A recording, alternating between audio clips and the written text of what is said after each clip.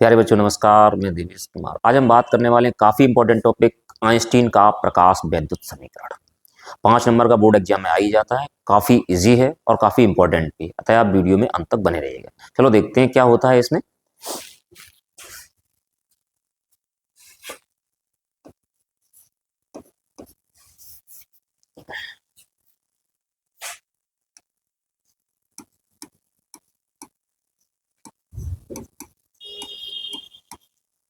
Einstein का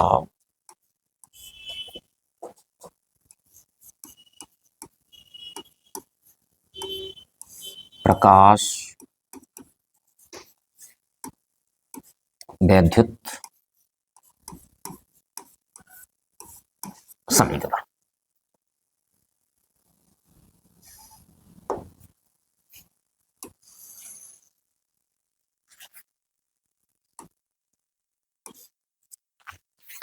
पिछले video में आपको मुक्त इलेक्ट्रॉन के बारे में, कार्यफलन के बारे में, किसी धातु के पृष्ठ से इलेक्ट्रॉनों के निकलने के बारे में बताया गया था। चलो मैं मान लेता हूँ कोई धातु का एक पृष्ठ है, जैसे ये हमारे पास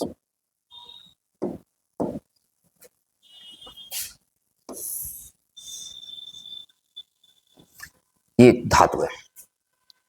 इसमें क्या है, इसमें इलेक्ट्रॉन्स हैं।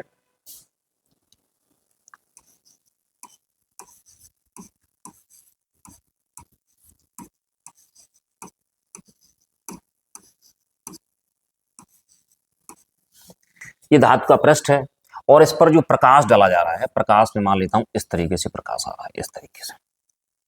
और जो प्रकाश आ रहा है उसकी आवृत्ति हमारे पास कितनी है, न्यू है। कितनी है, न्यू है। आपको बताया गया था कि जब प्रकाश चलता है तो किसके रूप में चलता है, छोटे छोटे बंडलों अथवा पैकेटों के रूप में चलता है, जिन्हें क्या कहते हैं, क्वांटा या फोटोन कहते हैं। जो आने वाले प्रकाश की आवृत्ति हमारे पास कितनी है, न्यू है। तो इसकी ऊर्जा कितनी हो जाएगी, इसकी ऊर्जा हो जाएगी एच न्यू।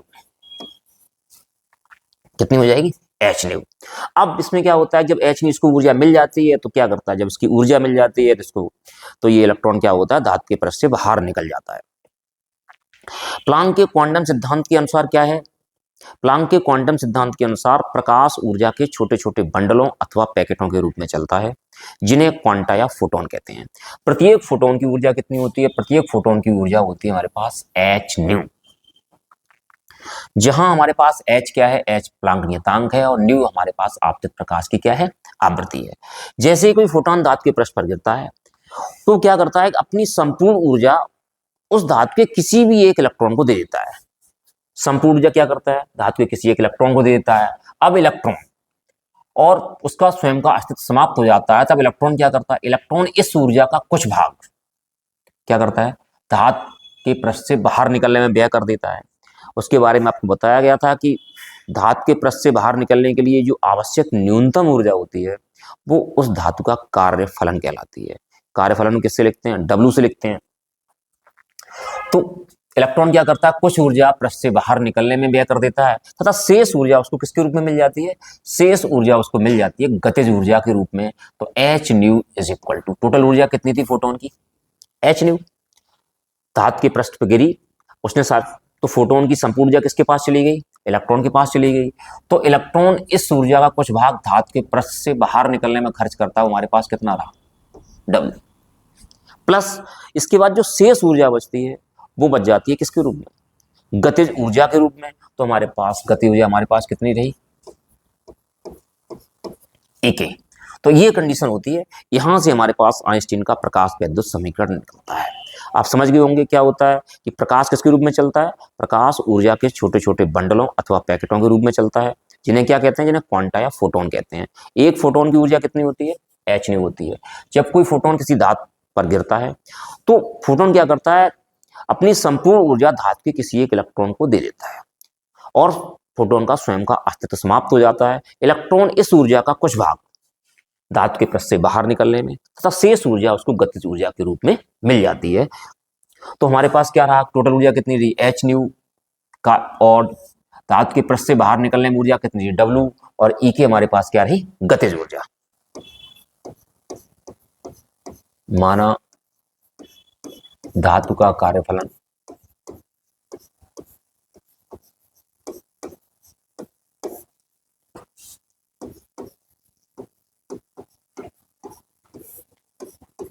W तथा उत्सर्जित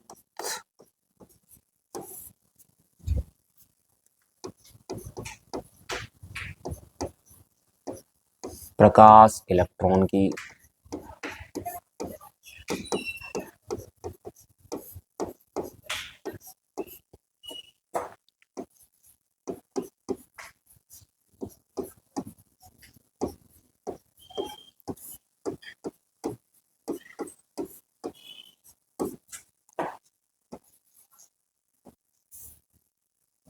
अधिकतम गतिज ऊर्जा E के है। तब तो हमारे पास जो फोटोन की ऊर्जा कितनी है, एच न्यू है। किसमें कितना कन्वर्ट हो जाती है, एक तो कार्यफलन में और प्लस गतिज ऊर्जा के रूप में। तो h nu is equal to हमारे पास कितना हो जाएगा, W plus E k. W को इधर ले आते तो हमारे पास क्या बचेगा, h nu minus W is equal to कितना हो गया, E के। इधर ले आई हम, E k is equal to हमारे पास क्या रहेगा, H nu minus W।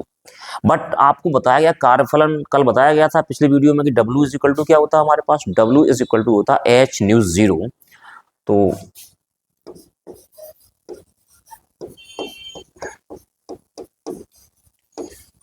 W is equal to h nu zero. तो E के कितना हो जाएगा हमारे पास, यहां से E के हो जाएगा एच न्यू और माइनस का h nu zero.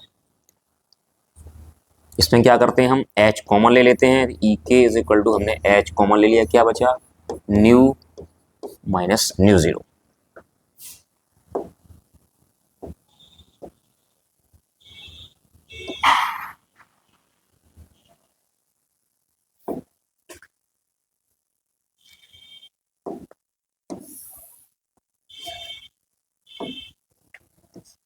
But nu is equal to क्या होता है, न्यू इज इक्वल टू होता है हमारे पास सी अपॉन लेमडा। तो न्यू जीरो हमारे पास कितना हो जाएगा, सी अपॉन लेमडा जीरो। तो E k is equal to h c upon lambda और माइनस का सी अपॉन लेमडा जीरो। तो E k is equal to हमारे पास h c 1 upon lambda minus का 1 अपॉन लेमडा जीरो। तो हमारे पास क्या निकल के आई, गतिज ऊर्जा निकल के आ गई। यदि इलेक्ट्रॉन का अधिकतम यदि इलेक्ट्रॉन का अधिकतम वेग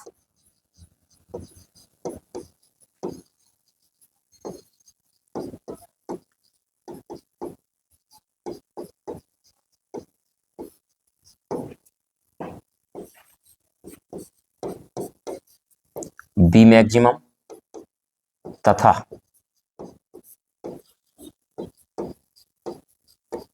द्रव्यमान स्मॉल m है, तब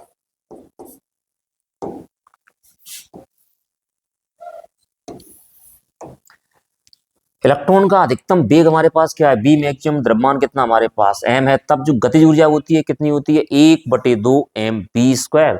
तो E के कितना हो जाएगा, तो E k is equal to हो जाएगा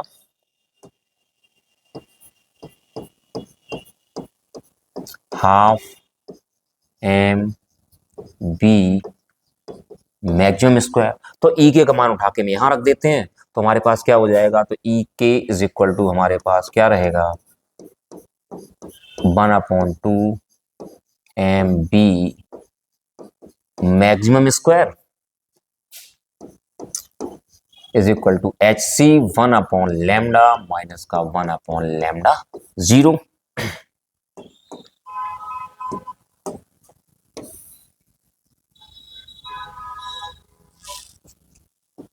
यदि निरोधी विभव हमारे पास बी जीरो है, निरोधी विभव या फिर संस्तब्ध विभव,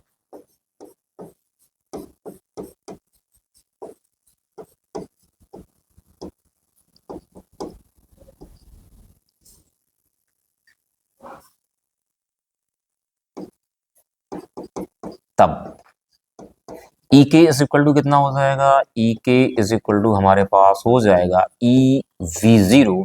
तो ई के स्थान हम कितना लगा देंगे, ई वी जीरो लगा देंगे। तो हमारे पास क्या रहेगा यहाँ पे, E V zero is equal to h c one upon lambda minus one upon lambda zero. H c one upon lambda minus का वन अपॉन लैम्डा जीरो।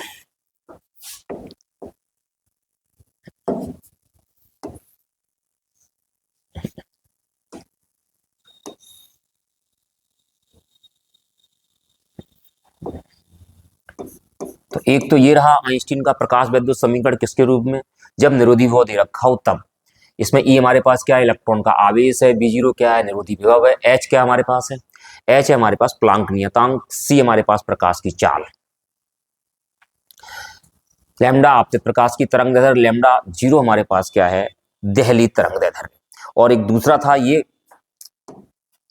ये तब था जब हमारे पास इलेक्ट्रॉन का द्रव्यमान है और इलेक्ट्रॉन का वेग दे रखा है, तब हमारे पास ये रहेगा आइंस्टीन का प्रकाश वैद्युत समीकरण। अब देखते हैं आवृत्ति का निरोधी विभव के साथ परिवर्तन, मतलब आवृत्ति और निरोधी विभव के बीच का ग्राफ। अब देखते हैं आवृत्ति के साथ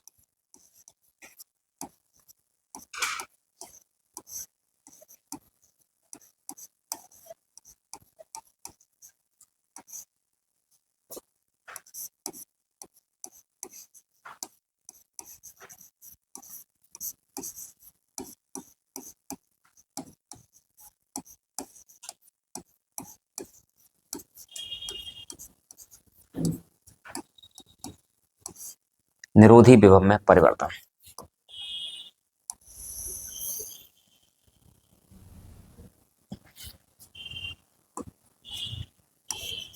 इसके लिए हम क्या करते हैं, एक ग्राफ खींचते हैं। देखिए ग्राफ में कंडीशन क्या है।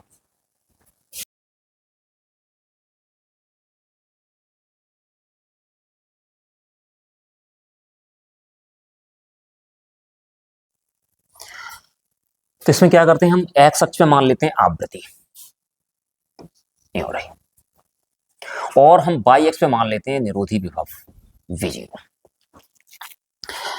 आवृत्ति बढ़ने पर क्या क्या होता है, आवृत्ति बढ़ने पर सीधी सी बात, आवृत्ति बढ़ने पर ऊर्जा बढ़ती है, ऊर्जा बढ़ेगी तो हमारे पास निरोधी विभव भी बढ़ेगा, क्योंकि ई के इज इक्वल टू हमारे पास क्या होता है, ई वी जीरो होता है। तो जब आवृत्ति बढ़ेगी तो ऊर्जा बढ़ती है। लेकिन एक आवृत्ति होती है जो हमारे पास न्यूनतम आवृत्ति होती है, क्या कहलाती है, देहली आवृत्ति कहलाती है। जैसे मान लेता हूँ ये हमारे पास यहाँ पे कितनी है, न्यू जीरो, ये हमारे पास क्या है, देहली आवृत्ति है। अगर इससे कम आवृत्ति का प्रकाश डाला जाएगा तो क्या होगा, उस पर इलेक्ट्रॉन उत्सर्जित नहीं होंगे। तो इसका जो ग्राफ जाएगा वो इस तरीके से जाएगा।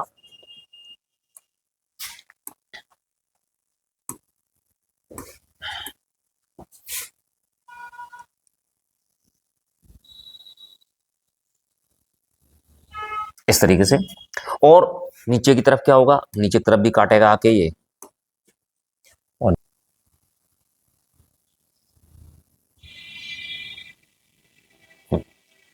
ये रहेगी। तो हमारे पास यहाँ पे क्या रहेगा, माइनस का डब्ल्यू अपॉन ई रहेगा। कितना रहेगा, माइनस का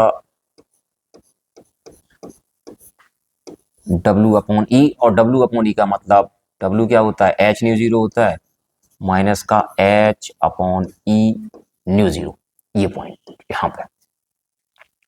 और इस रेखा का ढलान क्या होगा, ढलान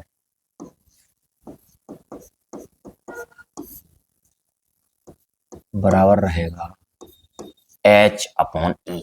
अब ये रहेगा कैसे, ये समझिएगा आप, ये हमारे पास क्या है, मूल बिंदु है। तो इस तरह हमारे पास क्या रही है, आवृत्ति रही, और इधर हमारे पास ये क्या रहा, निरोधी विभव।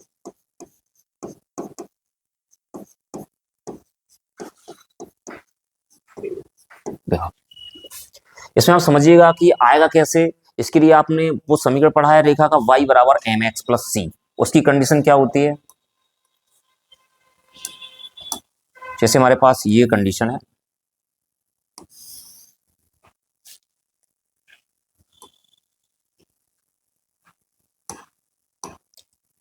एक रेखा है y is equal to m x plus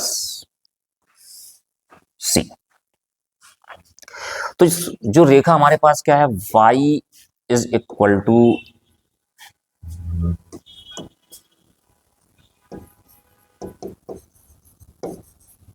M x plus c, इसमें m हमारे पास क्या होता है, m हमारे पास जो होता है वो रेखा का ढलाव होता है, झुकाव होता है या ढलान कहलाता है, और c क्या होता है, बाई अक्ष पर कटा हुआ अंतःखंड होता है। ये कंडीशन होती है बाई अक्ष पर कटे हुए अंतःखंड की। वही कंडीशन इसमें बाई अक्ष पर कटा हुआ अंतःखंड कहाँ हमारे पास, नीचे की तरफ है, इसलिए चिन्ह किसका हमारे पास है, माइनस का है। तो अब हम इसको समझते हैं। तो आइंस्टीन का जो प्रकाश विद्युत समीकरण क्या होता है हमारे पास, ये होता है h nu is equal to W plus क्या होता है हमारे पास ई के। अगर हमारे पास निरोधी वो हमारे पास कितना यहाँ पे V0 है, तो E k is equal to कितना हो जाएगा, EV0 हो जाएगा। तो h nu is equal to, और W इज इक्वल टू हमारे पास क्या होता है, एच न्यू 0 प्लस EV0। अगर हम क्या करते हैं, EV0 को इधर रखते हैं तो हमारे पास क्या बचेगा, एच न्यू और माइनस का h nu 0 is equal to हमारे पास क्या रहा, EV0 रहा। तो हमने इसको यूं लिख दिया, EV0 हमारे पास कितना हो जाएगा, एच न्यू माइनस का कितना हो गया, एच न्यू 0। अब हम क्या करते हैं, V0 is equal to h upon E nu और माइनस की एच अपॉन ई न्यू 0। अच्छा, अब हम इसकी तुलना कर देते हैं y बराबर एम एक्स प्लस सी से। समझिएगा इसको, अगर हम इसकी तुलना किससे करते हैं तो y is equal to m x plus c से अगर हम तुलना करें तो y के स्थान पर हमारे पास क्या है, हमारे पास V0 है, x के स्थान पे क्या है हमारे पास, x अक्ष पे हमारे पास क्या है, आवृत्ति है, तो न्यू और न्यू 0। तो यहां से m बराबर कितना हो जाएगा,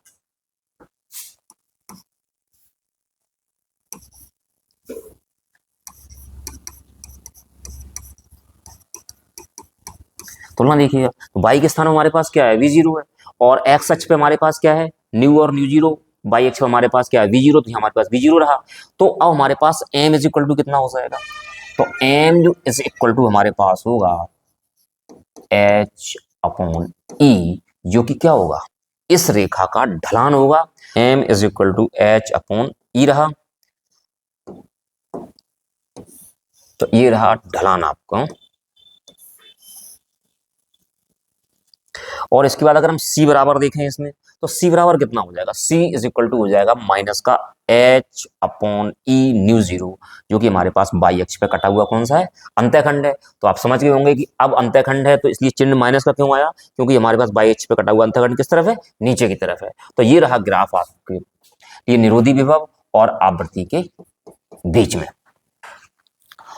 उम्मीद है कि आप लोगों को टॉपिक समझ में आ गया होगा। यदि टॉपिक आपकी समझ में आ गया हो तो आप चैनल को सब्सक्राइब कर दें, वीडियो को लाइक कर दें, साथियों के साथ शेयर कर दें। धन्यवाद।